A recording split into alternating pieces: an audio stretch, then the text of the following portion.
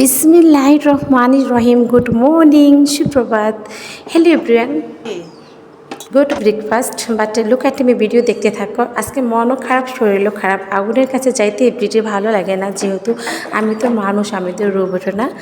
কিচেনে যায় কিন্তু আমার মাথায় একটা বুদ্ধি আসলো যে কি নাস্তা করা যায়। পটের মধ্যে কিন্তু এখানে গম ভাজা, ডাল ভাজা, বুটো ভাজা ছিল, চাল ভাজা ছিল। তোমরা জানো আমি ভাজা করে পছন্দ করি, সব ভাজা কিন্তু একটা পটে ছিল। ভাজাগুলো নিয়ে কিন্তু বিসমিল্লাহ করে ব্লেন্ডার করলাম। মাশাআল্লাহ, ব্লেন্ডার হয়ে গেছে। দেখো খুব সুন্দর সুন্দর লুকটা, পুষ্টিকর খাবার। অবশ্য কিন্তু আমার বাসায় কিন্তু এখন লিকুইড দুধ নাই। আমি কিন্তু এখন আমার ডেনিস দুধটা আছে, ওটাও কিন্তু খুব একটা ভালো ফ্লেভার। আমি কিন্তু নারকেল কুড়িয়ে কিন্তু ডেনিস দুধ দিলাম। জাস্ট এখানে কিন্তু স্বাদ মতো লবণ, চিনি সব কিছু দিয়ে কিন্তু আমি এটা মাখিয়ে নেব।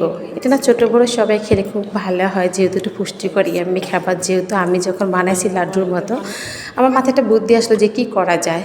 শুধু দুধ দিয়ে কিন্তু মাখিয়ে নিয়ে ভালো, পানি না দিয়ে, জন্য আমি দুধটা বেশি দিয়েছি, সাথে একটু ঘি দিয়েছি। মাশাআল্লাহ, আমার নাস্তার ফাইনাল লুক দেখো গাইস। বাবা যায়, এটা একটা নাস্তা। প্রথম ভাবলাম মানে আমার মাথায় কী আসছে, যেহেতু আমার মন এটা চাইছে, এটা হুট করে হয়ে গেছে। এভাবে যে মানুষের নাস্তাকে যাই না। দেখো আমার মেয়েটা মজা করে খাচ্ছে।